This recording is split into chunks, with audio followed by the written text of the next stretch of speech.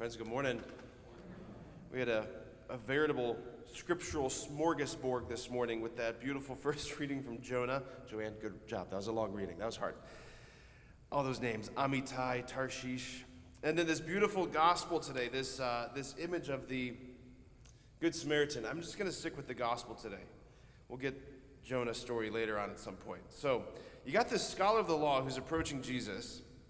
A Pharisee comes to him and brings this initial question, what must I do to inherit eternal life? And Jesus' response, of course, what is written in the law? How do you read it?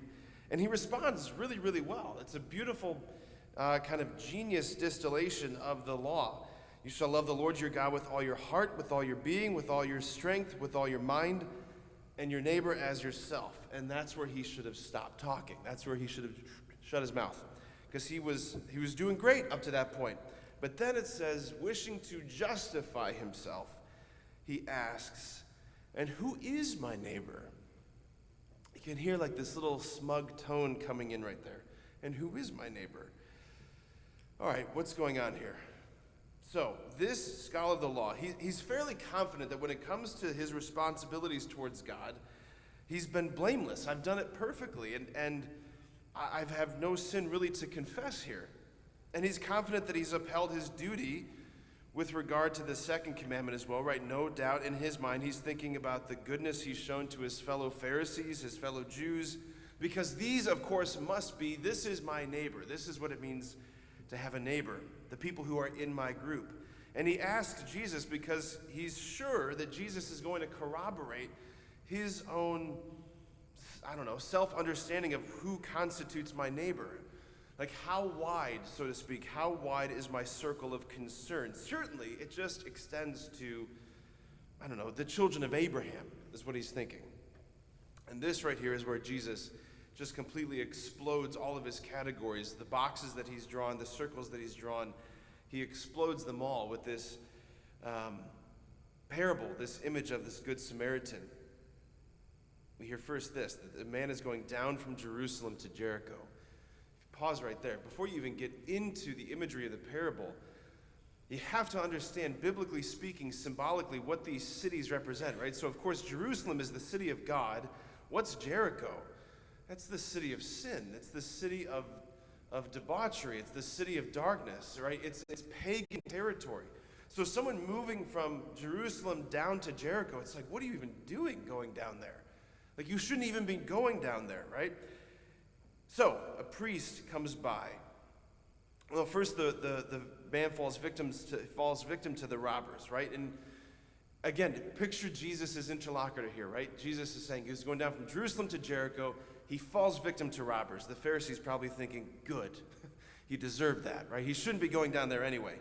They leave him half naked and dead in the ditch. Priest goes down the road, sees the man, moves to the opposite side. What is the Pharisee thinking? Well, of course he's moving to the opposite side. Of course he is. He has priestly duties to take care of. He can't defile himself. He can't render himself ritually impure with this man's bodily fluids. You can't touch the man. He can't do anything for him. Of course he goes to the opposite side. It's unfortunate, but that's the reality. Next comes the Levite. It's the same thing, same reasons. And again, if you're the scholar of the law, you're thinking that's what he had to do. And then the Samaritan, right? Again, biblically speaking, what is a Samaritan symbolically? The Samaritans were the enemies of Israel. They were the enemies of Israel. They were these sort of mixed breed folks, people who were intermarried with the Jews during the diaspora. They were the enemies of Israel. And Jesus says, a Samaritan, he stops. He draws near to the man, has compassion. He lifts him on his own animal, takes him to the inn, pays for the innkeeper to tend to him. And of course, Jesus' question, which of these three was neighbor to the man in the ditch? It's the one who treated him with mercy. It's a beautiful response. You can almost see like the heart shifting and melting and conversion happening in this mind, because you can picture this man saying, I wouldn't have done that.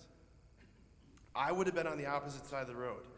I would have been like the priest and the Levite. And he's challenging him to see that he's drawn his circle of concern far too narrow.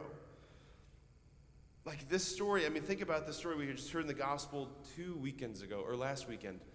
I can't remember now, but the story of Lazarus and the rich man ignoring Lazarus lying at his doorstep.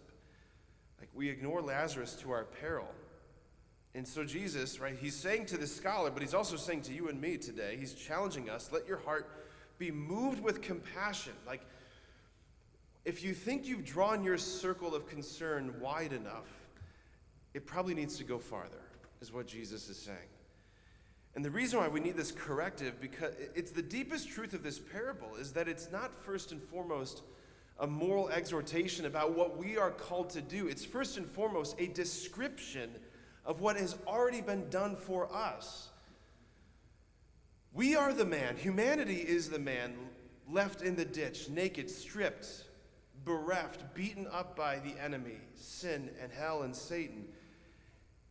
And who comes from another place? This traveler coming from the heart of the Trinity, Jesus, concerns himself with us, though he did not have to.